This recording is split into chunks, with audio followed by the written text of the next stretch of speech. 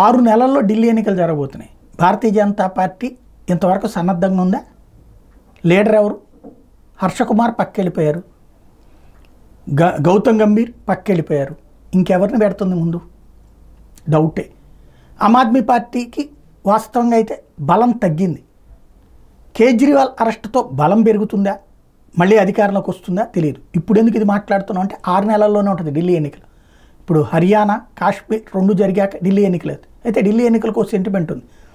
అక్కడ రాష్ట్రంలో గెలిచినటువంటి పార్టీ ఆ తర్వాతన జాతీయ స్థాయిలో ఓడిపోతూ ఉంటుంది. కాంగ్రెస్ పార్టీ ఇంతకుముందు ఢిల్లీలో గెలిచినప్పుడు జాతీయ స్థాయిలో ఓడిపోయినటువంటి పరిస్థితి. భారతీయ జనతా పార్టీ అక్కడ గెలిచినప్పుడు ఢిల్లీలో అక్కడ మెయిన్ స్థాయిలో ఓడిపోయినటువంటి పరిస్థితి. అదే సందర్భంలో మధ్యలో కాంగ్రెస్ 2 చోట్ల గెలిచింది కూడా ఉంది. కాంగ్రెస్కి ఆ సెంటిమెంట్ ఉంది, కానీ ఢిల్లీకి మాత్రం, బీజేపీకి మాత్రం ఢిల్లీలో గెలిచినసారి అక్కడ ఓడిపోతూ ఉంది, అక్కడ గెలిచినప్పుడు ఢిల్లీలో ఓడిపోతూ వస్తుంది. ఇప్పుడు ఆల్రెడీ ఎన్నికలు అయిపోయినాయి కాబట్టి, బట్ మొన్ననే 7 పార్లమెంటు స్థానాలు గెలుచుకుంది, కానీ అసెంబ్లీ స్థానాల దగ్గర ఎప్పటికప్పుడు ఓడిపోతూ వస్తుంది. ఇప్పుడు ఏం జరుగుతుంది చూడాలి.